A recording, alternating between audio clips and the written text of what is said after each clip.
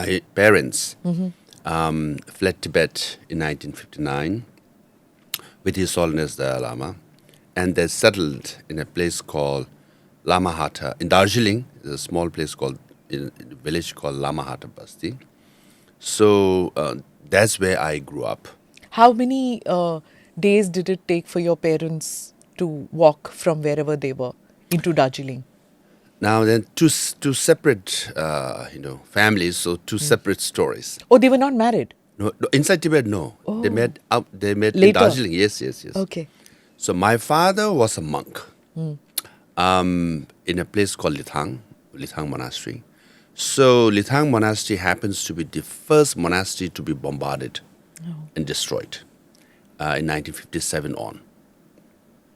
Then many of the monks had to flee. And then they went to Lhasa and they formed this guerrilla group called Four Rivers, Six Ranges, Yushigandruk. And from my father's side, except for him, all the siblings were left behind. Oh. And then he joined this guerrilla force, which escorted and provided security for his solid escape from Tibet all the way to India.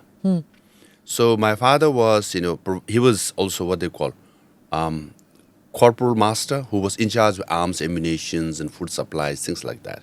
This is when there was an armed insurrection. It was not a peaceful moment, a peaceful struggle in those years. Not at all. It was to defend our, fatherland, Sure. and defend our monastery, defend our faith. They were, in fact, the other name for this group was Defender of Faith, because the first thing the Communist Party, of China, especially People's Liberation Army, did was destroy our monasteries. Yeah. So they say, they are the destroyer of our faith, and we must defend our faith. Hence, many monks joined the guerrilla group. And your father's name? My father's name is Kesang Chodak. Yeah, he passed away in 2004. And because he was corporate master, he was, all over the places to supply arms, ammunition, things like that. So you were telling me about your dad. Yes. And he was a corporal master, and he was part of the military, should I say, uprising or defending or whatever that they did, but it got crushed. And then they ran from there, right? Yes. Because, when Tibet was independent country, we barely had 2,000-3,000 military personnel. Standing army. And then maybe additional 2,000-3,000 militia. That's all we had. And then the guerrillas, right, the Tibetans, like our father and so many volunteered. At most, it crossed, 10,000-20,000 maybe, And then the Chinese brought like around 100,000 veterans of Korean War. So 1 lakh against 20,000-30,000, there's no competition, right? Yeah.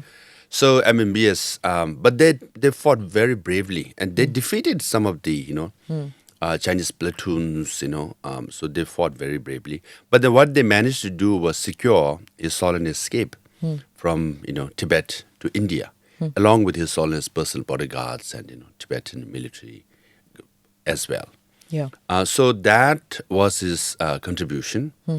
But then, even though I said he was a monk, he was also doing part business. That gets a little complicated. So he had traveled to India before. Okay. But he came with Dalai Lama. He came, yes. Do subscribe to the ANI Clips channel to get shorter versions of this podcast. Click here to watch the full episode.